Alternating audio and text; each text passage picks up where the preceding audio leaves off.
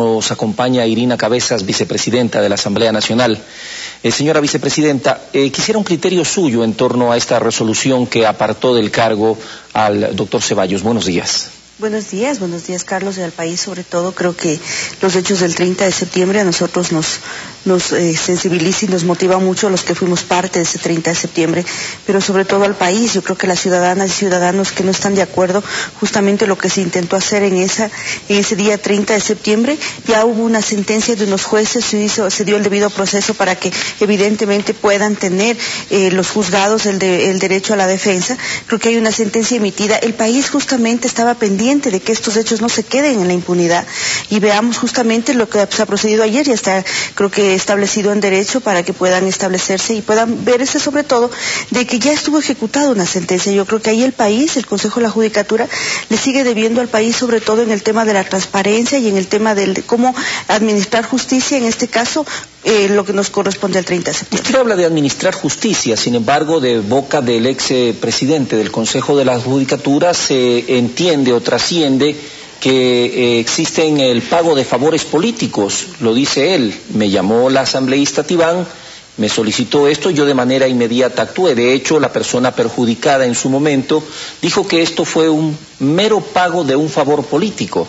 ¿Cómo se puede entender esta situación en todo el contexto? Eso es sumamente lamentable que pase en esas altas esferas de administración de justicia.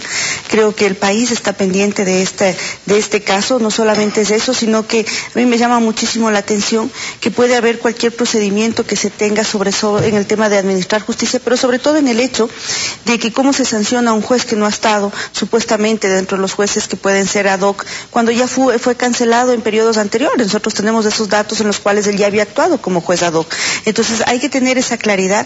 Nosotros vamos a hacer, en justicia no se deben pagar favores a nadie, porque creo que la justicia es tanto para el de Poncho, tanto como para la persona que tiene el derecho a poder exigirla. El día de ayer el ministro del Interior, Serrano, destacaba que si esto sucede en este nivel, a la vista y paciencia de toda la sociedad, donde los medios están encima de los fallos, de las actuaciones de los jueces, ¿qué podrá pasar con un ciudadano del común en cualquier caso y en cualquier tribunal o juzgado de este país? Eso es lo que le decía Carlos, la justicia debe ser para todos, no solamente para aquel que tenga cómo tener el espacio de poder estar frente a una pantalla de televisión. O sea, tenemos que ver justamente cómo se administra justicia en todos los niveles y aquellos en donde nosotros vemos de que justamente las personas sanas, las personas buenas, las personas que somos correctas, somos más en este país. Y creo que esa es una gran diferencia. Aquí nosotros tenemos que ver ese día 30 de septiembre, no puede quedarse en impunidad, hay que ser muy claros en eso. Ya se ha sentenciado dentro de este espacio de lo que hemos estado pendientes los asambleístas de acudir a la justicia las veces que sean necesarias, pero sobre todo de que el país, yo creo que hay una deuda muy grande con el país, no solamente con la asamblea, no solamente con los asambleístas fuimos agredidos, sino con el país. Yo creo que hay que tener una claridad muy fuerte. No se puede permitir que una noticia o que una versión dada 100 veces se convierta en verdad. Carlos. Hablando de versiones, quienes defienden a las personas acusadas, específicamente en el caso de la Asamblea, destacan que jamás se impidió el ingreso de los asambleístas de gobierno o de acuerdo país o afines a él a el salón de la Asamblea, que fue usted por su propia decisión quien no dio paso a la instalación de la Asamblea. ¿Cuál fue la realidad que se vivió ese día y por qué razón usted señala en el momento en que se termina la reunión por falta de garantías? ¿Qué quiso decir usted con esa frase, por falta de garantías? Bueno, el país es testigo que desde los hechos de la mañana, le voy a aclarar al país.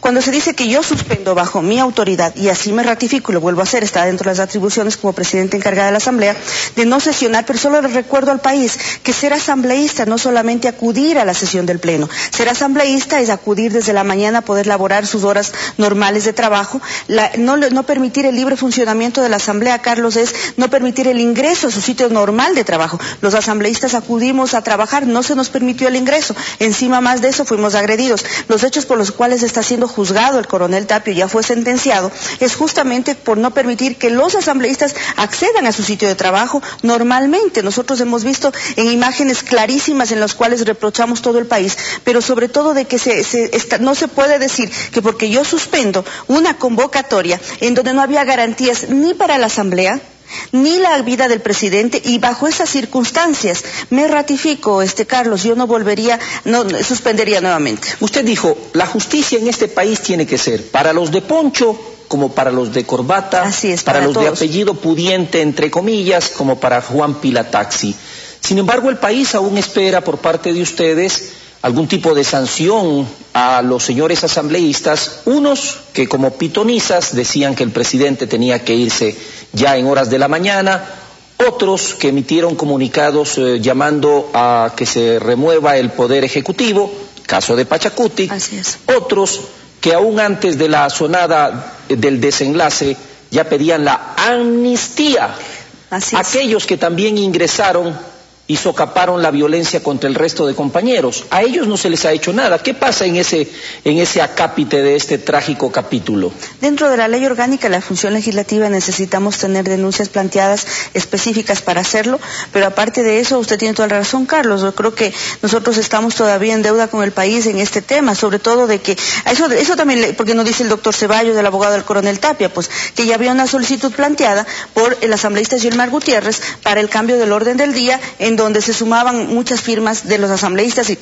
que luego de ese periodo incluso no quisieron estar dentro de la lista del cambio del orden del día. O sea, al país hay que decirle clarito, ese día se intentó justamente que se devuelva la ley, en ese momento se estaba trabajando la ley, en este caso de finanzas públicas, planteaban de que se devuelva esa ley en primer lugar, que se garantice la amnistía para todos los insubordinados y luego que se derogue varios proyectos de ley que ya estaban aprobados, incluso la ley de la LOCEP. O sea, era un pliego de peticiones que se hacía para poder instalar. Bajo esas circunstancias, ¿cómo en este país democrático, en el cual respetamos y valoramos la democracia, sea cual sea la tendencia que esté en el gobierno, pero sobre todo ahora que es democrática y que sobre todo ahora defendemos el derecho en las urnas, es justamente de que se intente negociar esos espacios legislativos de un viejo Congreso que siempre se ha dado, no se iba a volver a presentar bajo mi responsabilidad como lo asumí ese día, por eso la suspendí.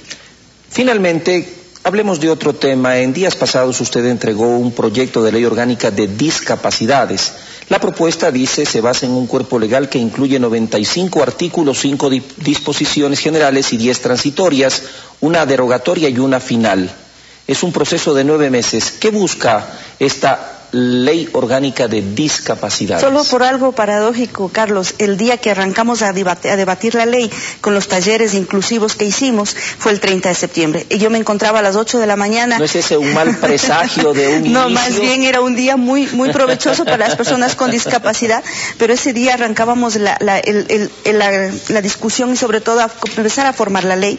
Creo que fue el 30 de septiembre cuando arrancamos, estuvimos en uno de los hoteles de aquí con los sectores de la discapacidad. Creo que es una ley que por derecho y sobre todo por justicia hay que darle al país. En este país, Carlos, no existe ninguna familia donde no hay una persona con discapacidad adquirida o de nacimiento y una persona migrante. Entonces, eso es unas leyes inclusivas y unas leyes con equidad social en las cuales sobre todo se garantiza el derecho de las personas con discapacidad. Esto es una ley transversal, es una ley orgánica en donde se garantiza ya lo que la Constitución nos dice, el mantenimiento y la creación del Consejo de Igualdad en cuanto a los temas de discapacidades, pero sobre todo las competencias que se le da a los ministerios de rectores de cada ramo para que puedan administrar y puedan ejecutar las políticas públicas. El tema del gran trabajo que ha venido haciendo el señor vicepresidente de la República, al cual nos sentimos creo que todos los ecuatorianos orgullosos, ese programa de la Manuel Espejo, el programa Joaquín Gallegos Lara, ya no se va a quedar en un programa o una política pública de un gobierno de turno, se transforma en una ley y en una obligatoriedad